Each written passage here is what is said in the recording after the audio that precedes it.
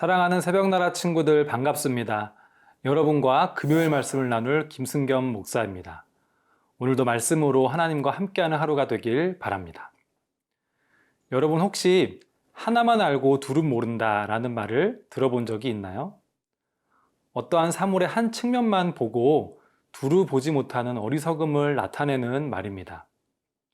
이렇게 어떤 것의 한 측면만을 보게 된다면 올바른 판단을 내리기는 매우 어려울 것입니다. 사람을 볼 때도 그 사람의 전체적인 모습이 아닌 어느 한 측면만을 보게 된다면 그 사람을 잘 안다고 할 수는 없겠죠.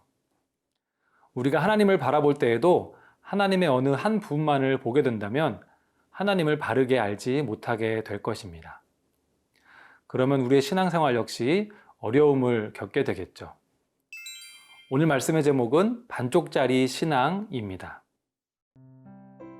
오늘의 말씀은 사무엘하 14장 12절에서 24절입니다. 그러자 여자가 말했습니다. 왕의 여종이 내 주 왕께 한 가지만 더 말씀드리게 해주십시오. 왕이 대답했습니다. 말하여라. 여자가 말했습니다. 그렇다면 왕께서는 어째서 하나님의 백성들에 대해 이 같은 일을 계획하셨습니까? 제게 말씀은 그렇게 해주셨지만 정작 왕은 다르게 행동하시니 그릇된 것이 아닙니까? 왕께서는 쫓아낸 아들을 다시 불러들이지 않으시니 말입니다. 우리는 땅에 쏟아지면 다시 담을 수 없는 물처럼 반드시 죽게 마련입니다. 그러나 하나님께서는 생명을 빼앗지 않으시고 다른 방법을 생각해 내시어 내쫓긴 사람이 그분께 버림받은 채로 있지 않게 하십니다. 내 주 왕께 와서 이 말씀을 드리는 것은 사람들이 저를 두렵게 만들었기 때문입니다.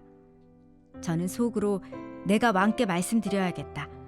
아마 왕께서는 이 여종의 부탁을 들어주실 거야. 왕께서는 나와 내 아들을 하나님이 주신 유업에서 잘라내려는 사람의 손에서 기꺼이 구해내실 것이다 라는 생각을 했습니다. 이 여종은 높으신 왕께서 말씀으로 위로를 해주실 거라고 믿었습니다. 내 주 왕께서는 선악을 분별하는 데 있어서 하나님의 천사와 같으시기 때문입니다. 여호와 곧 왕의 하나님께서 왕과 함께 하시기를 바랍니다. 그러자 왕이 여자에게 말했습니다. 내가 묻는 말에 숨김없이 대답하여라. 여자가 말했습니다. 내 주 왕께서는 말씀하십시오. 왕이 물었습니다. 이 모든 것이 요압의 머리에서 나온 것 아니냐? 여자가 대답했습니다. 내 주 왕이여, 왕께서 살아계심을 두고 맹세하는데 내 주 왕께서 무슨 말씀을 하시든 좌우로 피해갈 사람이 없습니다. 맞습니다. 이렇게 하라고 지시하고 이 모든 말을 왕의 여종의 입에 넣어준 사람은 왕의 종 요압입니다.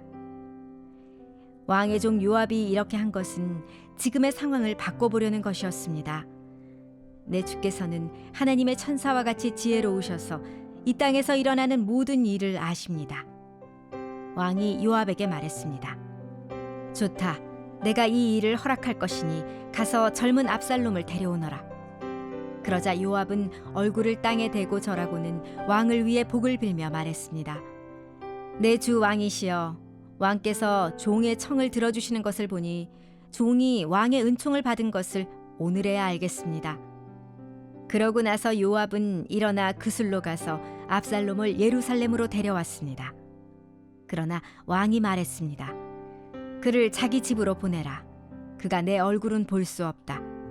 그래서 압살롬은 왕의 얼굴을 보지 못하고 그냥 집으로 돌아갔습니다. 어제의 말씀에 이어서 드고와 여인의 이야기가 계속되고 있습니다. 드고와 여인이 다윗에게 지금까지 했던 이야기들은 오늘 말씀에 나오는 이야기를 하기 위한 포석에 불과했습니다. 여인은 다윗이 거절할 수 없는 이야기를 펼쳐냅니다. 13절의 말씀을 읽어보겠습니다. 여자가 말했습니다. 그렇다면 왕께서는 어째서 하나님의 백성들에 대해 이 같은 일을 계획하셨습니까? 제게 말씀은 그렇게 해주셨지만 정작 왕은 다르게 행동하시니 그릇된 것이 아닙니까? 왕께서는 쫓아낸 아들을 다시 불러들이지 않으시니 말입니다. 드고와 여인이 다윗에게 했던 자신의 두 아들에 대한 이야기는 사실은 압살롬에 대한 이야기였습니다. 자신의 형제를 죽인 아들을 머리털 하나 떨어지지 않도록 지켜주겠다고 약속한 다윗에게 여인은 왜 다윗이 쫓아낸 압살롬에 대해서는 다르게 행동하냐고 묻습니다. 요압과 드고와 여인이 만든 함정에 다윗이 걸려들고 만 것입니다. 여인은 다윗에게 하나님에 대해서 그럴듯한 이야기들을 합니다. 하나님께서는 생명을 빼앗지 않으시고 다른 방법을 생각해내시어 내쫓긴 사람이 그분께 버림받은 채로 있지 않게 하신다는 것입니다. 여인의 이 말은 하나님의 용서와 자비에 대해서 강조하고 있습니다. 하지만 지금 다윗과 압살롬이 묵상해야 하는 것은 하나님의 용서와 자비가 아닙니다. 압살롬은 지금 하나님 앞에 죄를 지었고 그 죄를 회개하지 않은 상태였습니다. 그러므로 먼저 하나님 앞에서의 철저한 회개와 돌이킴이 행해져야 했습니다. 하지만 다윗은 상황을 올바르게 판단하지 못하고 여인의 이야기에 현혹되고 맙니다. 하나님께서는 죄악을 용서하시고 사랑으로 용납하시는 분이시지만 죄에 대한 책임과 대가까지 없던 일로 하시지는 않습니다. 만약 죄에 대한 책임과 대가가 없어도 된다면 예수님께서 우리의 죄의 값을 대신해 십자가에서 돌아가실 이유도 없는 것이기 때문입니다. 하나님은 사랑의 하나님이시지만 동시에 공의의 하나님이십니다. 사랑하는 새벽나라 친구들, 혹시 여러분이 원하는 모습의 하나님만을 바라보고 있지는 않은가요? 하나님은 우리의 입맛대로 섬기고 믿어야 하는 분이 아닙니다. 사랑과 공의 모두를 가지신 하나님을 바르게 바라보며 반쪽짜리 신앙이 아닌 완전한 신앙으로 살아가는 새나 친구들이 되길 소망합니다.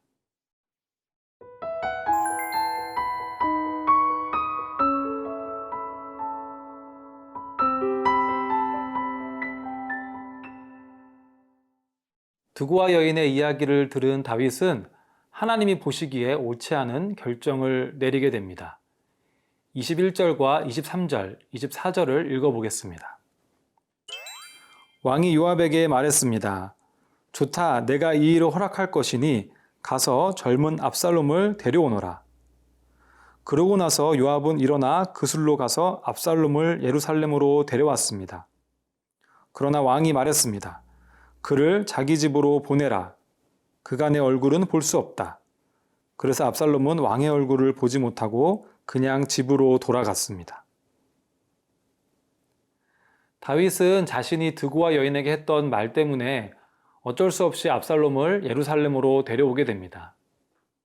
하지만 아직 압살롬이 회개하지 않아서인지 다윗은 그를 집으로 돌려보내고 얼굴을 보지 않겠다고 합니다. 다윗이 내린 이 결정은 두고두고 아쉬움을 남깁니다. 압살롬을 완전히 용서하지도 징계하지도 못한 채 압살롬에게는 불만을 품게 만든 이 결정으로 인해 훗날 압살롬의 반역의 씨앗이 심겨졌기 때문입니다. 다윗의 이러한 모습은 다윗이 예전에 하나님을 성실히 섬겼을 때의 모습과는 너무나도 비교가 되는 모습입니다. 예전에 다윗은 사소한 부분 하나하나까지도 일일이 하나님께 묻는 순수하고 의존적인 신앙을 가지고 있었습니다. 전쟁을 나가야 할지 말지, 어떤 방법으로 싸워야 할지를 하나님께 물었던 다윗에게는 하나님의 함께하심과 승리가 계속되었었습니다. 하지만 오늘 본문에 나타난 다윗의 모습은 예전에 그의 모습을 생각해보면 어색하기까지 합니다. 중요한 결정을 앞두고 하나님께 묻지도 않고 사람의 눈치를 보며 자신의 뜻대로 결정하는 모습을 보이고 있기 때문입니다.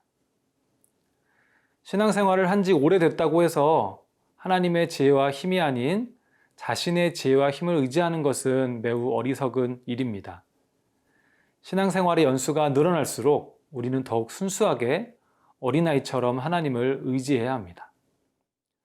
하나님을 떠나 자신의 뜻대로 내리는 결정들은 우리가 책임질 수 없는 힘든 결과들을 낳기도 하기 때문입니다.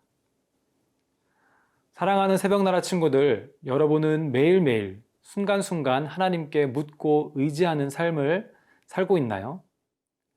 하나님께 순수하게 의지하는 여러분의 삶을 하나님께서는 기뻐하시고 가장 선한 길로 인도하실 것입니다. 작은 것 하나하나까지 하나님께 묻고 의지하는 우리 새나 친구들이 되길 축복합니다. 사랑하는 하나님, 우리의 삶 가운데 늘 함께 하시고 누구보다 우리를 잘 아시는 하나님을 찬양합니다. 매일의 삶 속에서 우리에게 가장 선한 것을 아시는 하나님께 어린아이처럼 겸손하게 의지하는 우리가 되도록 도와주세요. 예수님의 이름으로 기도드립니다. 아멘.